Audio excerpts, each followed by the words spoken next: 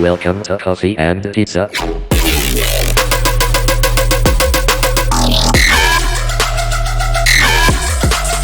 I hope you can enjoy. Hello everyone, and thank you very much for coming here. Another episode of the awesome podcast of Coffee and Pizza. And for today, we have the monster, we have the lion, we have the king of Mumbai, Nikhil from India, come to visit us. And thank you very much to come here, Nikhil, or Mel, or their Nick, for stay here. And it's a pleasure to have you here, and it's a pleasure of everyone.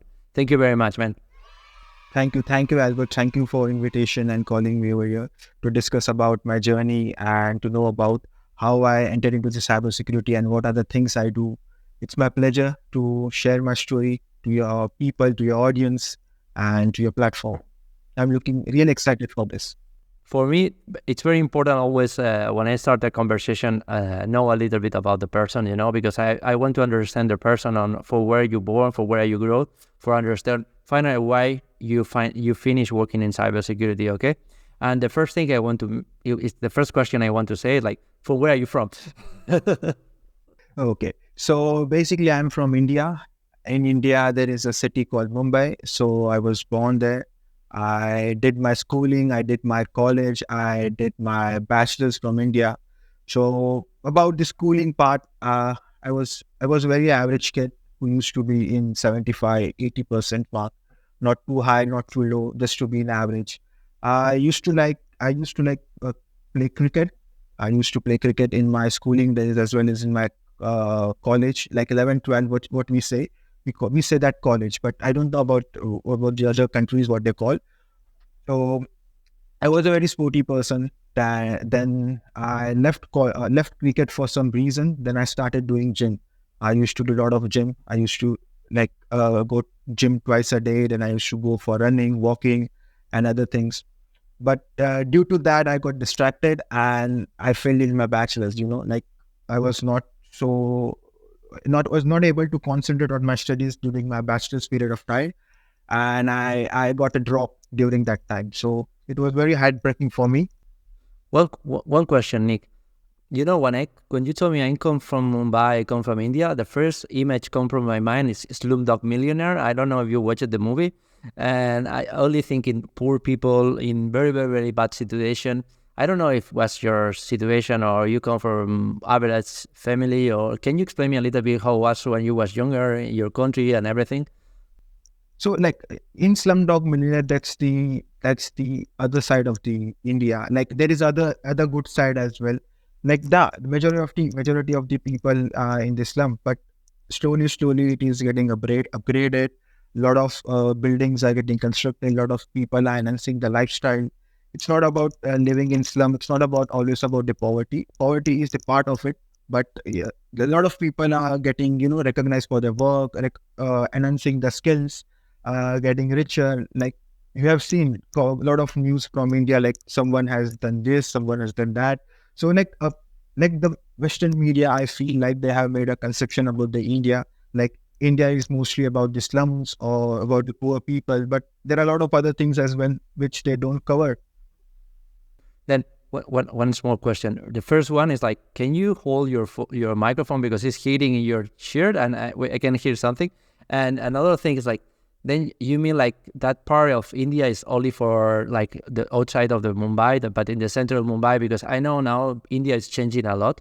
Also, I get some good offers from there because I know so many companies start to move in there. And you mean like when you was younger, that situation is only like from outside of India, outside of Mumbai, not in the city center, right? Mm-hmm. So yes, you have heard news about Apple opening the office in India to manufacture the product, and a lot of other foreign countries are also investing in India, because I feel like India is now growing and a lot of technical things are getting manufactured or getting enhanced over there. So a lot of people want to work in India. So as a person, I do feel, as an Indian, I feel like I'm really proud of what my country is doing and what people are doing to enhance the skill and enhance their lifestyle. So yeah, it's a good thing. But in another point, something I want to know is like, what kind of schools you have when you was younger? Like you have the typical school we can imagine from India, like only like everyone sitting on the ground, no blackboard, like something like this, or it's like more regular a school you can see here in Europe. Uh, so it's very different from what you see in Europe. Like in India, I went to government school. That the government sponsor school, what we say the government school. So in government school, like there was an image like we used to sit in school at the certain standard, like in the first or second grade. Till then we used to sit. Then slowly there are benches. We used to sit on benches. So it's not about the setting. Like it depend on the area as well. In what part of area you're going to school. So yeah, it's it's a norm that people having a conception like only children sit on the floor and study. So now no, it's gradually changing as I passed from my school. Now it has become very advanced. So there are like digital screens all over the class, and teachers are now giving a practical explaining to the students how practical things work, like how things work practically. But when I used to study, there was only the book we used to read, and we have to create a scenario. Okay, we have to imagine things to understand. But now it is getting better, and people are now having like a digital screen, and the teachers basically teach students from a digital screen how things work. They can teach us like how things really happen in history, or for example the science, how reaction work. So it was not at our time to show them practically, but now they are showing it practically as well as on the digital screen as well in the lab as well. So yeah, things are getting changed. Mhm. Because how old are you, Nick? As in the how are you as in the part? Yeah, how old are you? I mean, like you are 26 years old. Or... No, I'm 24. I'm 24. Okay, then I'm 24 doesn't years old. this is like not long time ago. That means like it's changing so fast, right? So fast, India. yeah, exactly. Yeah, Mm. it's changing fast. Mm. And how many people have today in the class? Like 20, 30 persons in the same class, something like that? No. There were like around 75 to 80 students in one class. And like that, we used to have five classes for English medium, and like for the English language, like English speaking classes, and other 5 to 6 classes for our native language is Marathi and Hindi. So there is a Marathi language which is widely spoken in Mumbai. So 5 classes, like all the subject will be taught in Marathi, and 5 classes, all the subject will be taught in English language. So you can imagine the number of people, the number of students. That can be sick. Imagine to be the teacher there. The day of the exam, you need to be something like sick if you need to do everything. Like I can understand there. Okay, then that's something say you're very interesting also, because I believe like that's a very good point. You know, many companies is changing their perception of India, because India, in my point of view at least, is doing a very good job. Of course, have many things to improve and have many things to, but India's a huge country and very poor before, but I believe that the relation is doing today, it's in the right direction. That's my opinion, only my opinion. Okay, then after your school, when it's finished the school there, with 16, or do you move to? Yeah, I finished my school at the age of 16 in the year of 2015 or 16. See, 15, 16, I finished my school. Then after finishing my school, I took science stream. I don't know, it's very common over here to change the stream or not, but till 10th standard, we will be taught each and every subject like English, mathematics, science, geography, and other things. Then what you have to do after your 10th standard, you have to specifically focus on one stream. Like for example, science. So I took science stream, and for 2 years, I did 11th and 12th, I did science. Then after 11th and 12th, during my bachelor's, I took information technology as my topic, like BSc in information technology. So in bachelor's, we have to spend like three years doing that thing. Then after that, I came here. Like It's same in my country. It's also I want to make you another question. Like, with how old you take your first computer? I was like 17. At that time, I was not keen into this computer thing. Like my father bought this computer. Like I used to like play games. Like there was my brother was having computer, so I used to go at his place and I used to play game. So then my father took computer just to play games. Like I used to play GTA San Andreas, GTA Vice City, and other cricket games. I was not that keen into computer, learning things about computer. I just used to play games, watch movies, and songs and other things. That's it.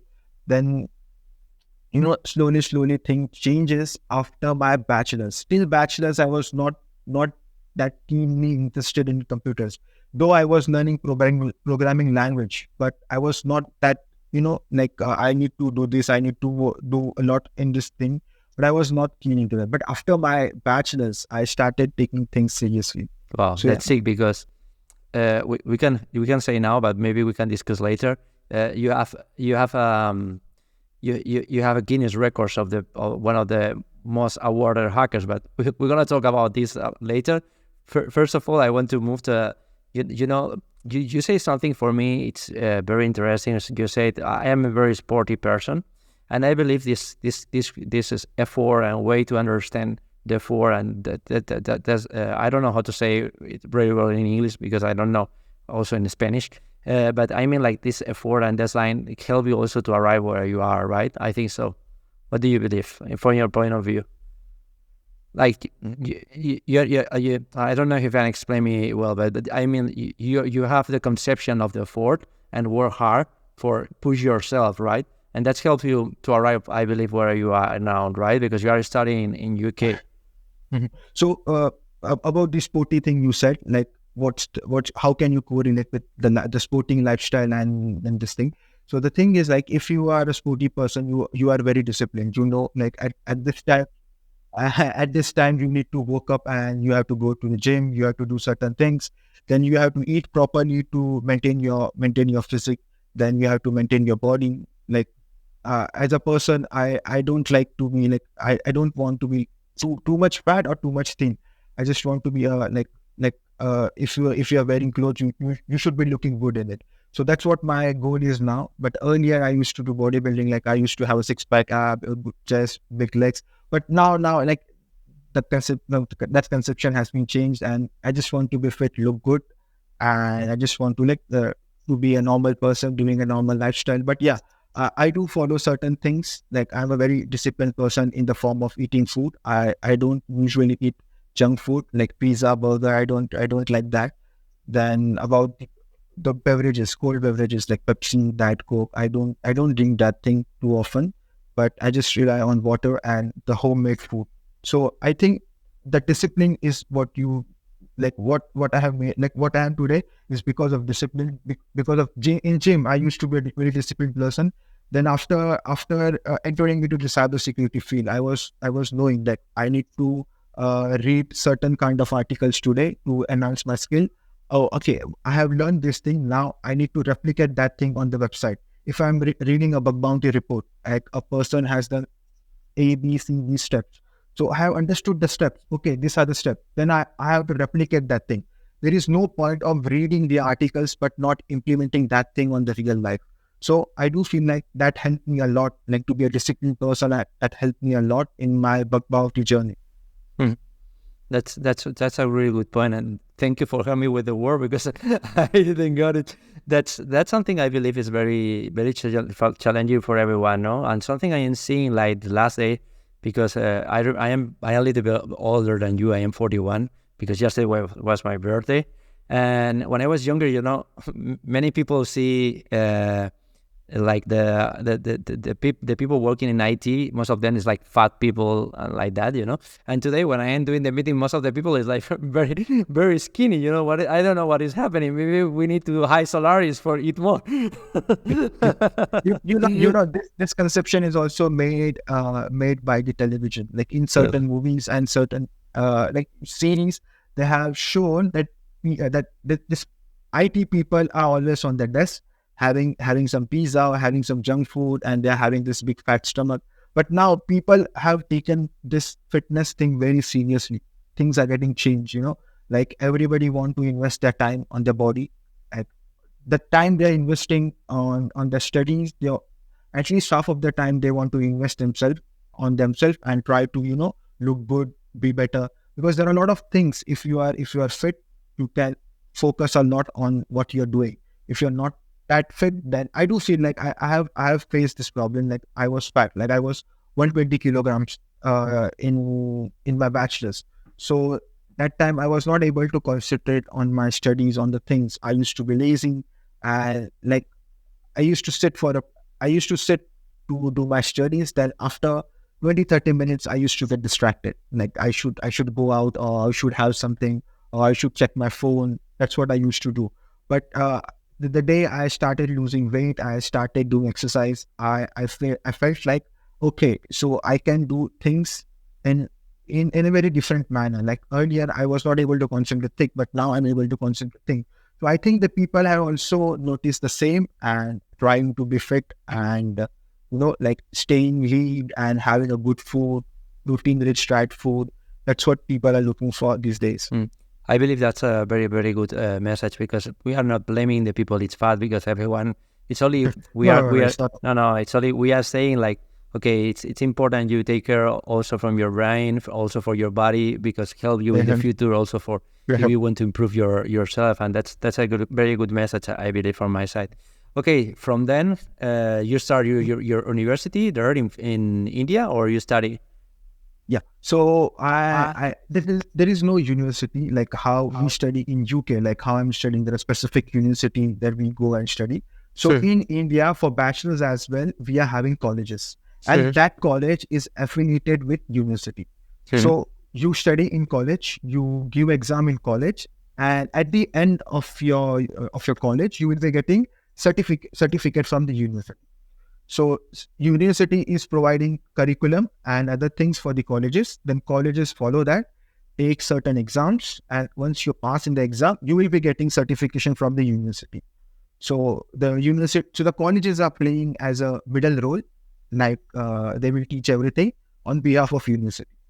So I started my university in 2018. 2018, I started my university, and I took this curriculum called Bachelor's in Information Technology.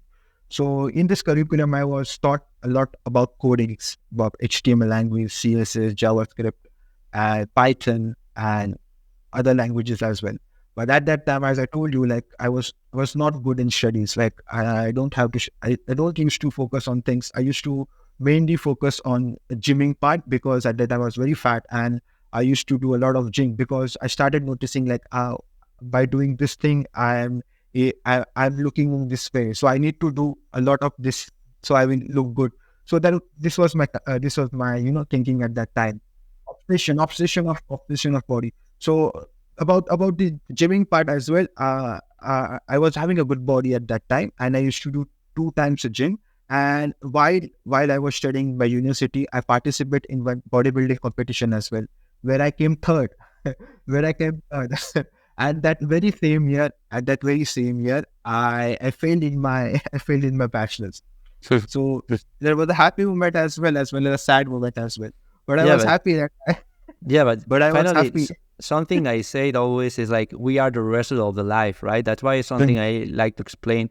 I like to listen, or I like to understand from the people, from where the people is coming. Because knowing from where the people is coming, I understand why the people is doing what they are doing. And that's very nice what you say, like the discipline are you having come from the sport. And I understand your obsession, because I believe if you want to work here in cybersecurity, you need to be a little bit obsessive, because it's the only way. And you touched something. It's important for me. Like, okay, you moved from India to UK, right? Yeah, And you how can. was for you that change? So uh, it was not always about the UK. It was like I completed my bachelor's. So for my further studies, I need to go out. Like some can be could be US, it could be Ireland, it could be UK, or it could be some place in Europe. So that was my plan. So but where I started studying after my bachelor's, I did one diploma in vulnerability assessment. So I took some guidance from my professor as well, like what should I do, which country should I focus. So there were two countries which I was targeting. One was the Ireland, and one is the UK. So as the UK is having the curriculum of 1 year, like in a year you will get a degree of master's. So I chose that course because of that particular thing. Like in a year, you will be getting a master's degree. And the other thing was, my dad was in UK in the year of 1990 to 1997. So he was here in UK. He was working over here. So that's the second reason. Like for these two reasons, I chose UK as my master's country. And about the moving part, it was bit difficult for me at the initial time because I was having a friend who was here, but he was living in different city. I was living in different city. So we used to communicate like how things go, what are the things I need to know if I go out, what are the things I need to do, because here everything is digital. There is no cash system. Like you will carry cash and you will pay. So everything is digital. So for me to adapt all the things was very, like, not very difficult, but slightly difficult for me, like for how thing works. Earlier, like when I came, I saw like you need to scan your own products, just have to tap and pay, and you have to leave. But in India, it was very different. Like people, like there will be a person who will scan everything, who will take cash from you. So everything is manual. Here, everything is automated.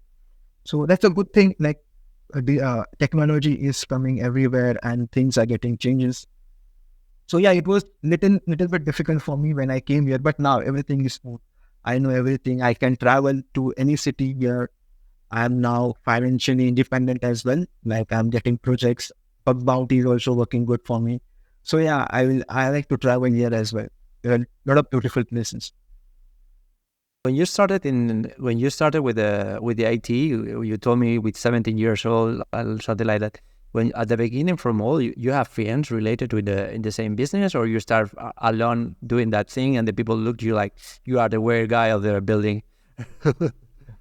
uh, so when I started this information technology, I told you like we were thought about lot about the coding part, but I still am not able to code things. I'm not able to code things, but I understand the code, like how the website is going, what are the flow of the coding. I can analyze that thing, but I can't write a proper code like a developer.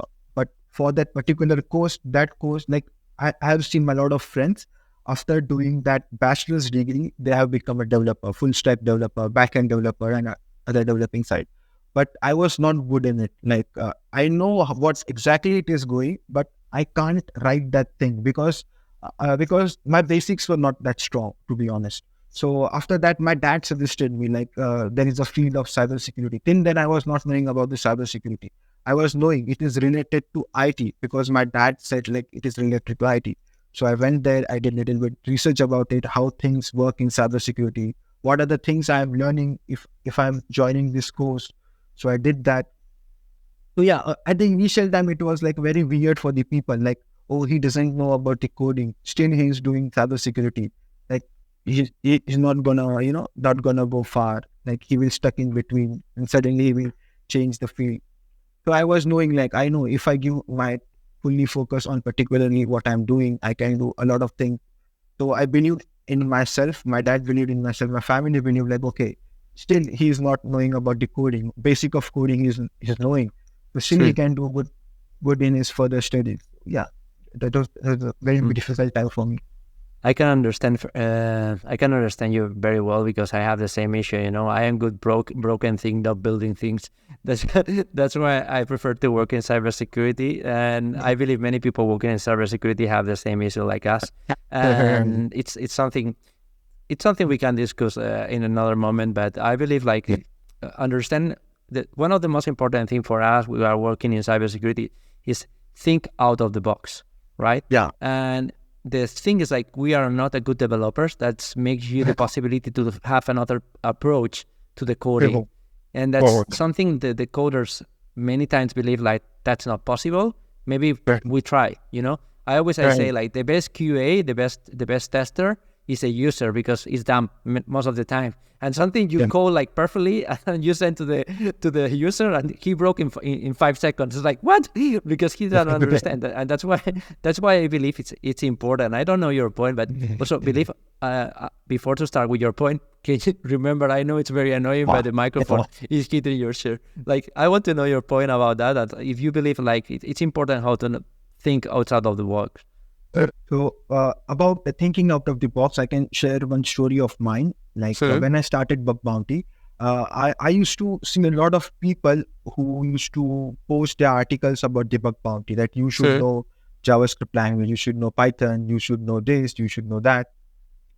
So I used to be curious, like, okay, I know like coding isn't that important, but I was at the initial stage of my Bugbounty career. Like I was just starting to learn how this Bugbounty works and what are the things in cybersecurity. So I was knowing like, okay, Python is very essential.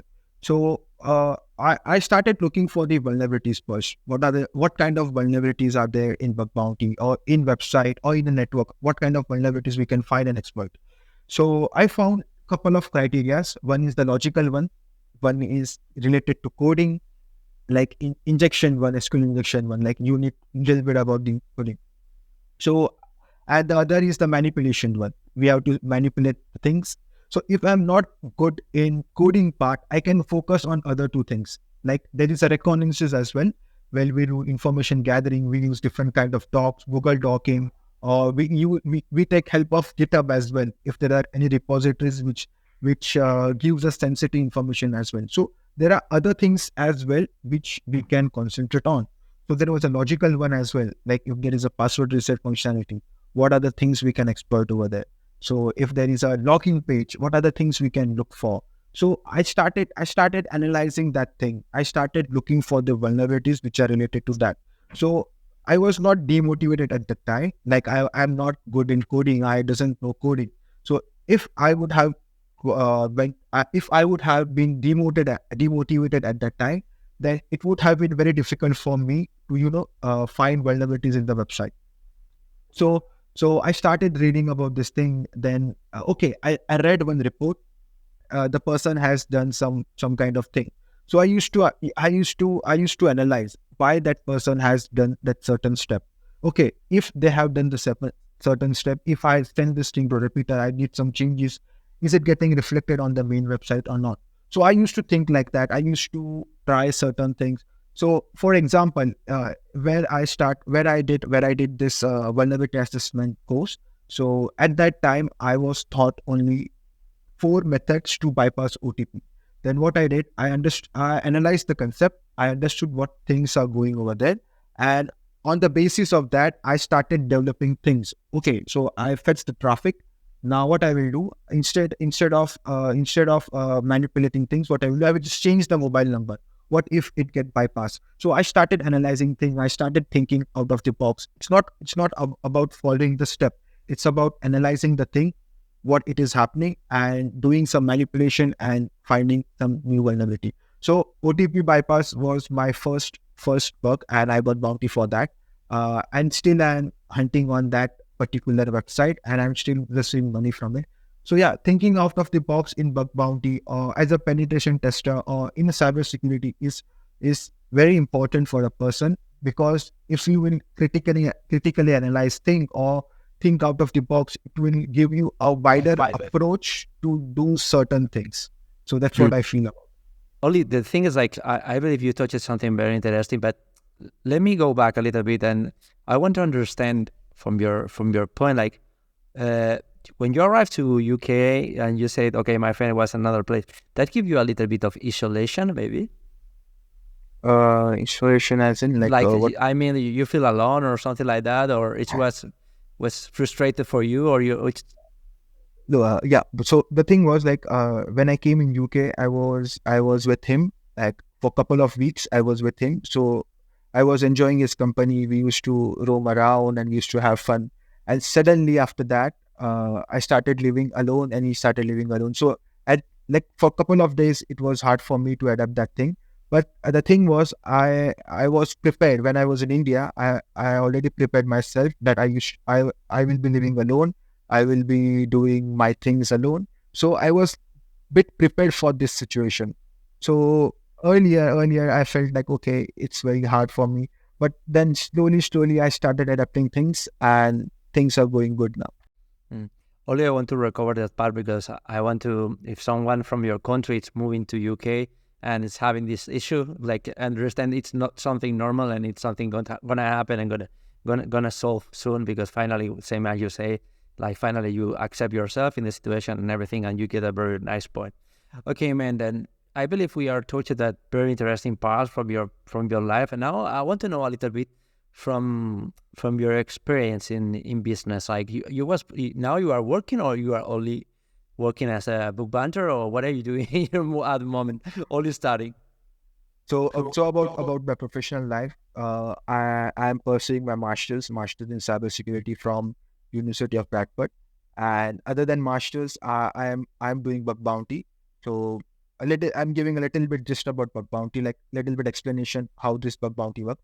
So Bugbounty is an ethical hacking process in which we, as a security researcher, we find security loopholes in the website, and in the return, once a report is accepted by the company, in the return we get rewards for that. So rewards can be anything. It can be a cash prize, it can be a appreciation letter, can be a t-shirt, or some kind of a coin, like a hacker coin. Like you must have seen, like this United Kingdom Ministry of Defense gives you a hacker coin once the report is accepted.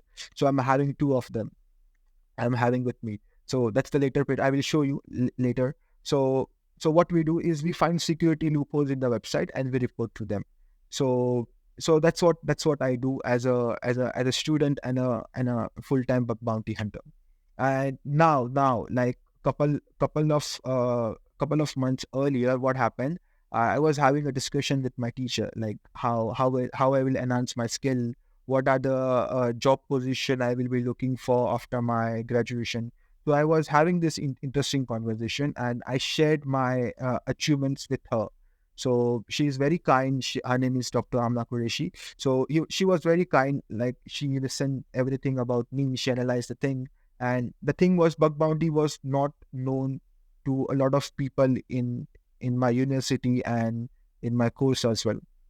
So she was having this idea with her from the beginning. So what happened, like she was having one interview with some of the reporter, and instead of promoting her, she said, like, there is one of my student who is good in bug bounty, and he's having a lot of achievements in this field. And she basically she said, like, instead of covering my news, you should cover his news. And after that, my university took interview of mine, and they published that interview on the website. And slowly the local news channels as well, like local news channels in UK as well, they covered the news. The BBC covered news, Microsoft also covered the news, then Yahoo News also covered it. Lots of big news channels around the world covered that news. And about now, so about the professional life, I'm getting approached by the companies as well to work with them. And recently, couple of days earlier, I got a penetration testing project as well. So as a company, they were concerned about the security of the website. So they approached me because of the interview which was published by BBC News. So they read about my interview and they approached me for the penetration testing project. So as of now, I'm a student, I'm a bug bounty hunter, and as well as a freelancer who works as a penetration tester. I want to cover something I believe can be interesting for many people, because the guest we have before of you, he was explaining he have problems to get the money from. The problem is when he is working in Bugbounty, he get the money, but he is from Somalia, and the problem is in Somalia no PayPal. And I don't know if this problem kind of happens also in India, or you have PayPal in India. I don't know that. If you can have some problem to get the money from some Bugbounty. No, the money problem is not the issue. We are having everything like PayPal, Venmo, and other things as well. So I think, like, in India, it is not that big issue. But to configure PayPal and your bank account, it's a very little bit tiring process. But in UK, when I moved to UK, it was very super easy. You just have to link the card, and within a minute, it will get linked. So, but in India, the process is different. Here it is different. But yeah, the PayPal and other money transferring app are working in India, and people do receive money from that, like award from that. Mm-hmm. And we are not talking with someone I did only 2 or 3 book bounties. Like now you are having a record or something like that. And I don't know how to say you are in the you have a how to say a Guinness record, right? No, About the it's book not a bounty. it's not about the Guinness record. It's about the India Book of Record. So the Exactly. record is like in Bugbounty. So I said like we are having a rewarding criteria, and Hall of Fame is one of them. So Hall of Fame is about writing your name by this like so and so security researcher has helped us to secure the website. A lot of Bugbounty program is having Hall of Fame page. So I'm having 202 Hall of Fames on my name. So it is Can kind you of repeat again, please? Can you repeat again, but slowly, because the people need to understand how much do you have. okay. So in Bugbounty there is a rewarding No, criteria no, it's okay, and but I mean like the number. I want the number. You okay, can say two- 202. 202. Like we are talking with someone who has 202 Hall of Fame. Yes, you can continue. Sorry for interrupting you, but I believe that number can be very, very important. Sorry. So yeah, so 202 Hall of Fames on my name, and after my exams, which is on 17th, 16th and 18th, I will start resuming. I will start continue to increase that number. So earlier when I came here in UK, it was like 100 in last month of January, and this January I'm having 202. So I'm probably I'm manifesting that it will be around 300 or 300 plus next year. So yeah, so about me as an approach, as a bug bounty approach, like a lot of people message me on LinkedIn, and whenever they meet, they why don't you focus on money? So money is also a concerning part for me, but for me to make my name, people should know what I do. So Hall of Fame was the one option. Like when you will type my name, Nikhil Rane, ethical hacker, so you will see number of website, my number of blogs. So if you're having a money, it's fine, you got the money, but there is nothing other than that.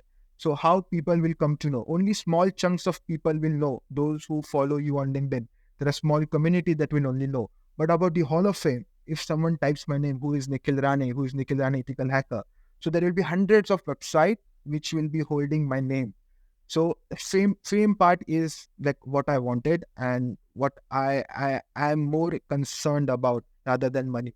About the money part, I'm having 52 bounties as well. So I'm having bounties as well on my name, but I strongly focus on the Hall of Fame part more and getting good, hacker coins, good T-shirts, and unique gifts as well. I'm more concerned about that part as a bug bounty and Well, then I want to make you that question because many people maybe will believe you are rich or you are coming from a rich family or something like that. It's like I believe it's not your case, right? So what's the criteria of being rich? Like what you think? What the rich person is? No, I mean like I mean like you don't need the money. That's why you don't work in this kind of program where you can get the money. I understand. You don't need it. The people can think about. So yeah, look, the money like what I did was here as well. I was getting money like I was getting bounties as well, and I'm getting Hall of Fame as well. So whatever the money I got from bounty, I paid my accommodation rent. So by accommodation rent as well as the living expense, I cover on my own. So after getting here, I started doing that. But when I was in India, I was dependent on my parents. My parents used to, like every other thing my parents used to provide me. But after moving over here, I understood things like how my dad is working hard, to fulfill my needs, the basic needs. So I need to cover the expense for me, like what I am doing here. At least I need to cover that thing. So I started focusing on bug bounty. About the rich criteria, like my dad has always provided me the things which I wanted. If I said like I need this, so he will be like, okay, in couple of months we can do that. So it's the money concern was not a big deal for me. The only the concerning part was to do good in my life, like to achieve a lot of things. That's what my dad wanted and my family wanted. That's very, very nice approach. And maybe we can discuss later about that, because I believe the point you say is very interesting and very smart from your side. But I want you to make you the question, because that's something that many people maybe can be interested about. How much money, how much is the time you get more money for Bugbounty? How was the high amount? It's public, then you need to say the truth. Yeah, it's true. So in the month of September and October, I was fully concentrating on Bugbounty. So at that time, I got around 1,200 pounds in a month, and in 1,200 pounds in September, and around 900 pounds in the month of October.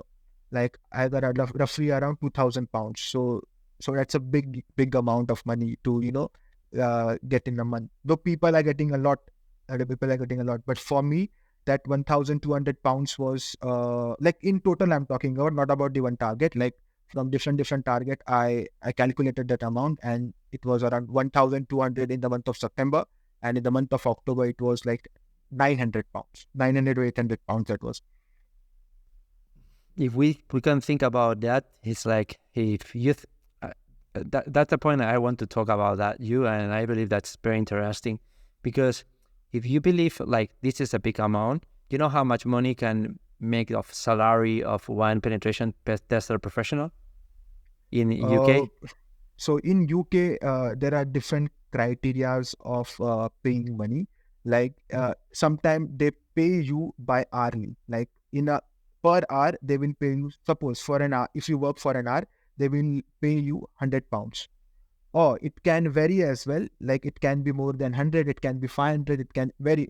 Depending on your skill and what kind of penetration testing you're providing. Or you will be paid for a day. For a day, they will pay you £1,000, £800, £700. It depends on your skills and what kind of test you're providing. So there are certain criterias, or they will pay you full amount after the penetration testing as per your report. So it varies on the companies as well. But the average amount is like 1,200 to 1,500. Okay, but I told you because I was applying before to jobs there as a manager or team leader of cybersecurity jobs, and I was checking cybersecurity jobs in UK, and often the salary of one person working in pen testing for a company, it's between 3,000 to 4,000. Okay, so I need to clear one thing. The range which I said is for me, like how I whenever companies approach me, I tell them, like as a freelancer. But if you're working in a company, that's a different scenario, because I'm not working, so I can't tell you the exact amount of money which you will be getting. So as a freelancer, I approach like, okay, this is like only 200 to 300 pounds per hour I will charge, or it varies as well, depend on the company.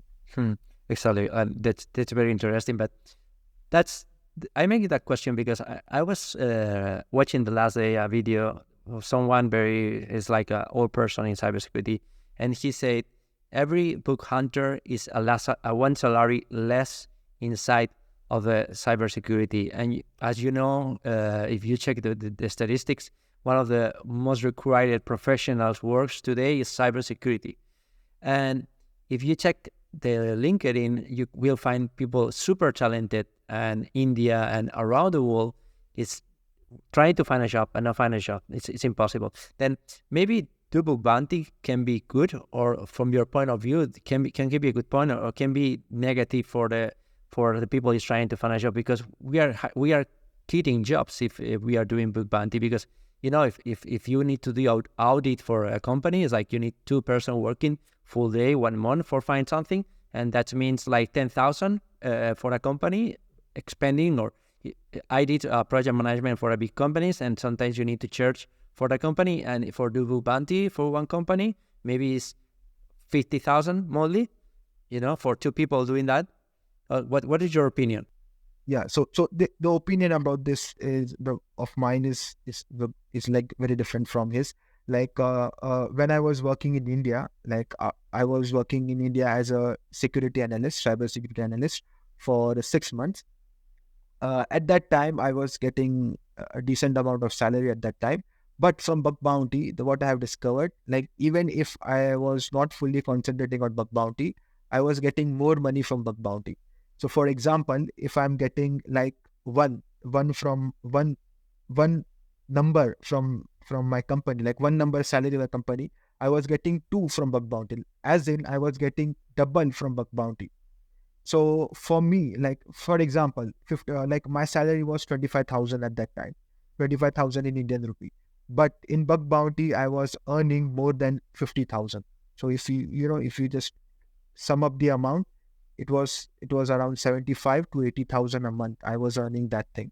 So for me, I do feel like Bug Bounty is you can't be a full-time bug bounty hunter. You need to have a good backup at that time to become a good full-time bug bounty hunter, because you are having a family, you need to fulfill your demands as well, like food and other things as well.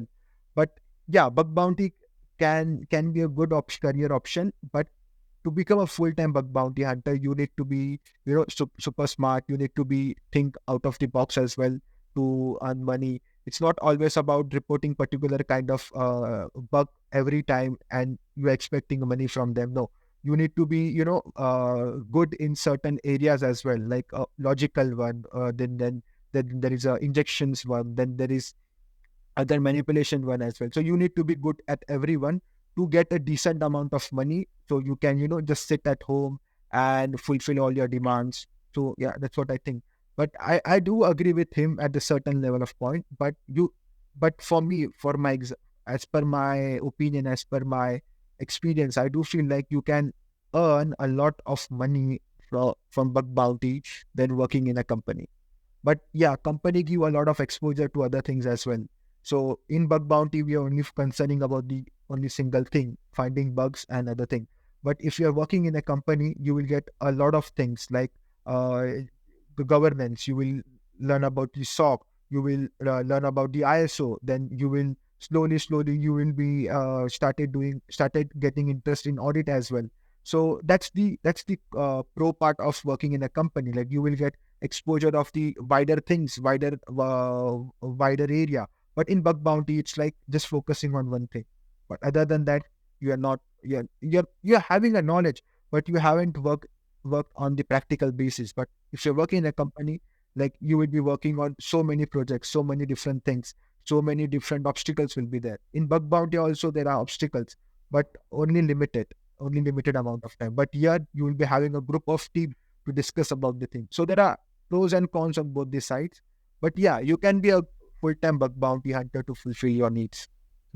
Because I want to have this conversation with you because you are a very experienced person in Bugbounty, because you have over 200 bugs founded, and I believe that you are the right person to have a conversation. But something I'm seeing like the last days, many companies is reducing the number of people working in red team or working in purple team, because what happened if you can save 2 or 3 salaries monthly and you export or you move out or you exteriorize your hand team, your red team to Bookground or to HackerOne, that's a big amount that the company it's reducing the monthly cost. That's meaning from the point the company is saving money, and it's like it's not a fair market, because imagine you are like another company having 3 or 4 people in your red team because you need to take care of your company or you need to take care of another extra companies. That's, I believe, like you cannot do competence with another people, because the other people is like hiring people for cheap salaries, because as you told me, like for do 1,000 for 1 month you get 2 or 3 bucks maybe. That means a lot of job behind to get $1,000 and or $2,000 and 2,000, and everyone working in cybersecurity in United States, one salary is $100K a year. That's a point I want I want your opinion about that. So about the number of people the companies are reducing, I want to talk about that thing on first. So here, what I have analyzed a few things, like people are more concerned about the experienced person. They don't want to hire a person who is new in this field or want to explore the field. if they want to hire them, they will hire them in a very cheap amount. Like you're not having experience, you're not having certification. So yeah, people are morely concerned about the output, not about the process. Like, okay, if we will train this candidate for a couple of years, then he can be a good asset for us. So people are now morely concerned about the the business point of view. If you're having a more experienced person, that experienced person can tackle in more efficient way than the beginner. So beginner will take a time, beginner will think about it, beginner will get frustrated. But as an experienced person who is experienced about doing that thing, particularly having experience and expertise in particular thing, so they can accelerate the speed as well, and they can do multitasking as well. They can work on multiple projects as well. So I think I think the organization is more concerned about this point. Like they want to reduce the cost and to gain a lot of, like, you earn a lot of money from the project. But I do feel like people should give chance to the newcomers in the market, as well as they are getting very less salary, and the job getting criteria is very too high. Like you need 3 to 4 certification to get a beginner level job. So as a beginner, I'm also a beginner in this field, though I'm having a lot of achievements in Bugbounty. But if you talk about the organization point of view, I just work for 6 to 7 months. That's it. There is no experience of mine. But to get into this field, the basic criteria was that you should have CEH certificate, you should have some other like OSCP certification as well. So for a beginner, it's too time consuming. They need to invest a lot of time.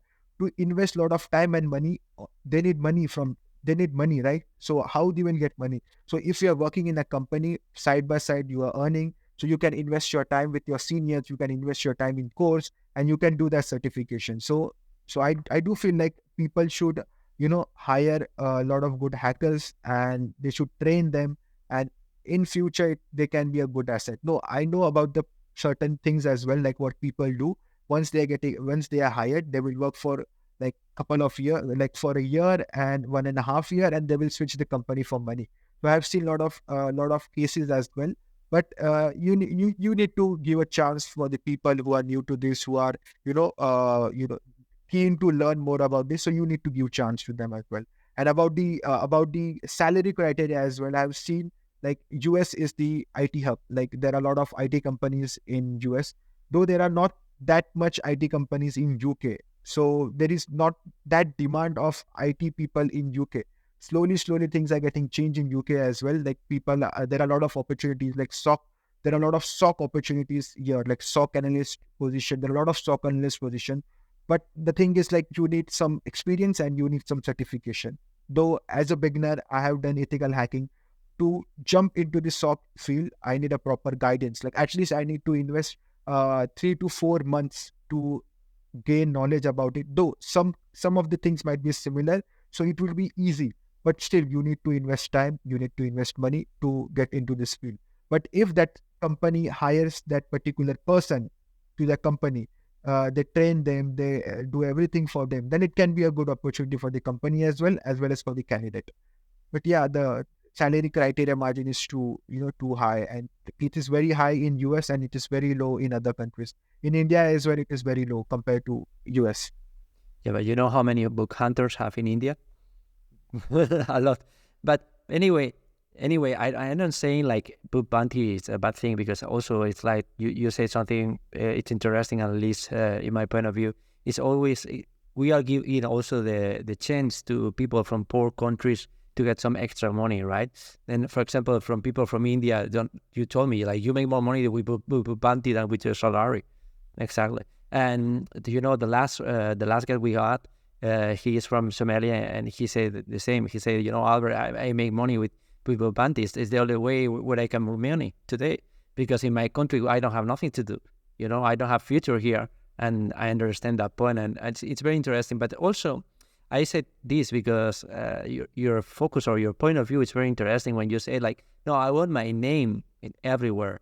And that's a very interesting from my point of view. And you changed my mind a little bit, because I believe that is important also, because if some company want to hire you and it's find your name and see what are you doing, it's more important sometimes than if someone is like, maybe you are working in Bugbounty and you have a lot of bugs, but your name is not anywhere, So yeah, so talking about on this point, when I started this bug bounty, I was also behind the money first. Like I will earn a lot of money, then I will be rich, I will do a lot of things. But then I started realizing that money was not a big concern for me, because whatever I wanted, I was working as a penetration tester as well. I can do the same things from my salary as well.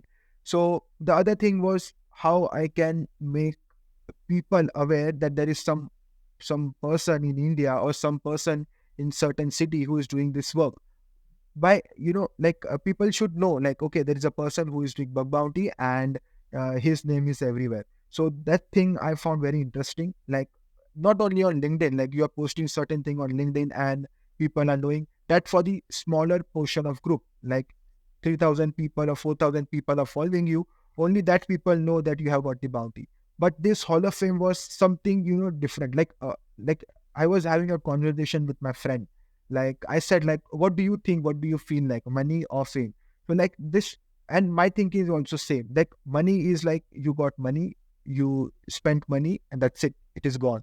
But this fame is like, till the website is running, till the website is not shutting down, your name will be there. Like on Google, on Microsoft, on this big companies, you're having your name. So that's a very proud moment. You can show like, okay, look, I have secured this. But money, you have got once, you have spent it, and it's all gone. So that was my thinking to gain a lot of fame. Then slowly, when I started focusing on the Hall of Fame, I started getting reply on my post, like, your name is everywhere.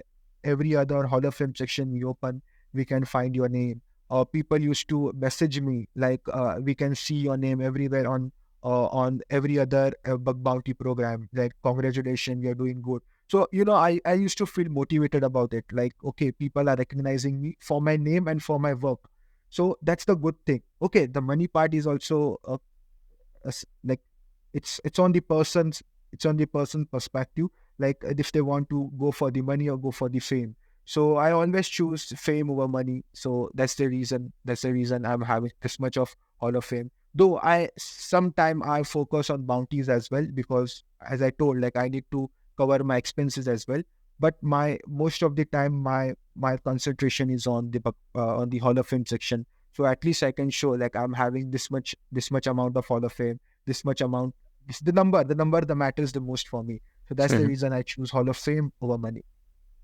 And also that's the reason of why I bring you here, because I believe your profile is very motivational for many people, and that's a really good point, because that's something we are looking for motivate people. Can do motivation for another one, and I believe you can motivate many people from your country to start doing that. And I believe that's important, because I can see like many young people don't know what to need to do, and you say something very interesting points. Like, one of the things is like, okay, you need to have the motivation. You need to be like in the line and take care of the things, and that's very interesting, and that's why I bring you here. And then I want to make you one of the last questions I believe can be interesting for more people. Of course, you can come here back because that's your home, but one of the last questions is like, maybe would be longer answer, but if someone want to start in Bugbounty, what can be your advice?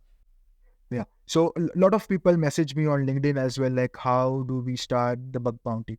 So let me clear a few things about the bug bounty and penetration testing. So bug bounty and penetration testing is similar.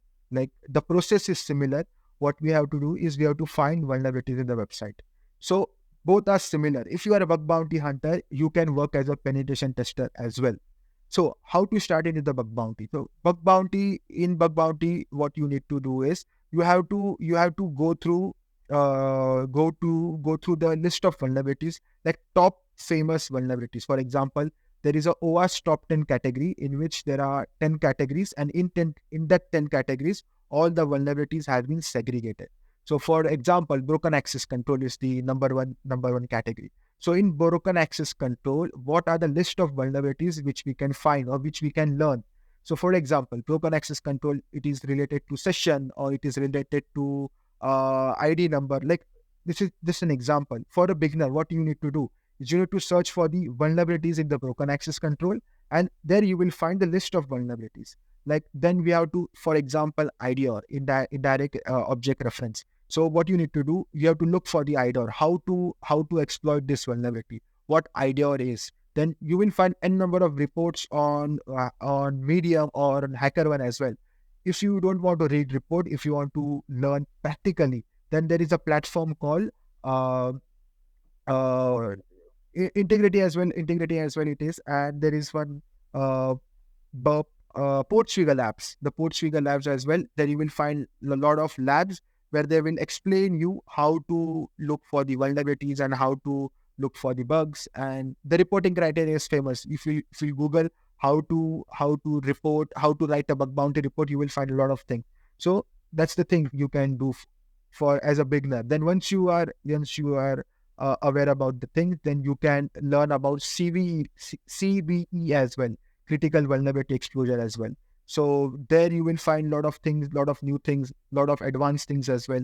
So that's the basic thing you can do. And after that, slowly you can enhance your skills by reading advanced reports as well. On Twitter as well, there are a lot of people who share their knowledge, who share their blogs, who share the videos as well, like how they found this unique vulnerability.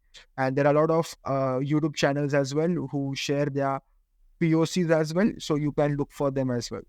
And also something that you know is like you can find many people when find a vulnerability, create a template for Nuclei, and you can use it just in case, or you can test. But when you find bugs more in the manual way or automation? So as a bug bounty hunter, I am not having any automation tool with me. I do a lot of things manually because I was taught how to find vulnerabilities in a manual way. So I was told, and I was given example like about a tool. If this tool is working today, what if this tool doesn't work after a couple of years? Then what you will do? What will be your approach to the website? So yeah, integrating manual and automation approach is a very good thing. But for me, I always focused on the manual approach. And because like URL redirection, you can't find that vulnerability with the automation tool. Of course, the automation tool will give you the parameter for the testing purpose, but most of the thing it is manual. Then about the privilege escalation, like if you want to become from a normal user to admin, of course tool won't be giving you like, okay, yeah, the privilege escalation to be done. But for that, you need to understand how the web application and the website is running. You need to analyze that thing. Is there any parameter we can do manipulation and we can become admin? So for me, first you go for the manual approach, be good in manual testing. Then slowly you can integrate tools to accelerate the process. That's how you can be a good bug bounty hunter and penetration tester as well. On what other day, maybe we can do another meeting more focused on the technical stuff. But the main question I was trying to get is like, for you, like you believe it's better starting in BDB, or maybe you start in HackerOne, or go to Background, or try to find something like maybe a Facebook program or Google program, or what do you believe can be better for someone is looking only for the awareness at that moment? So someone is a beginner and want to get into this field, I would suggest that Google Bug Bounty Dogs are the best one, because vulnerability disclosure program. There are private programs as well. They provide they pay you a lot of good amount of money as well. So what I feel like, if you should at the initial time, you should focus on the Google Bug Bounty programs, not the Google one, the programs which are listed on Google. Like if you search like vulnerability responsible disclosure programs, there will be list of websites, or there are certain docs on GitHub that we just need to copy and paste, and you will find n number of websites. We just have to open them and try to test your skills, or try to if you're getting a bug or not. Then do a lot of practice on that. Report a lot of vulnerabilities. You will get Hall of Fame. You will get bounty from them as well. Then slowly, as your skills are getting advanced, you jump on Bugcrowd, then you jump on HackerOne, then jump on Integrity as well. So first, you need to understand the concept, how it is working, what are the things required to master certain vulnerability. It's not always about copying a code and just pasting it and you're getting the output, or you're just following certain step from that particular person and you're getting the output.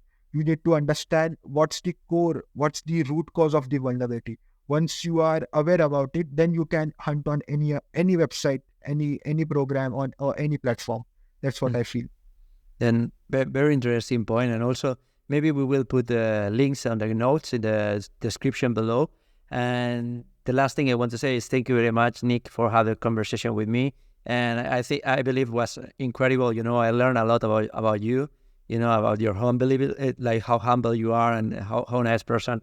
And I hope I can keep you here another time, maybe in the future. Okay, man? Yeah, definitely, Albert. If you want me next time, you can just text me or contact me. So that's not a big deal for me.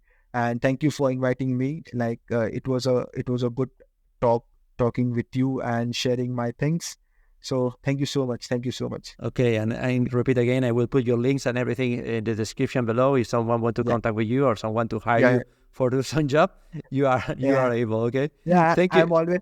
I'm always open for the job opportunities in Europe or anywhere around the world. Awesome, man. Thank you very much. Keep in contact, man. Big hug. Bye bye. Thank you so much. Bye. Take care. Have a good day.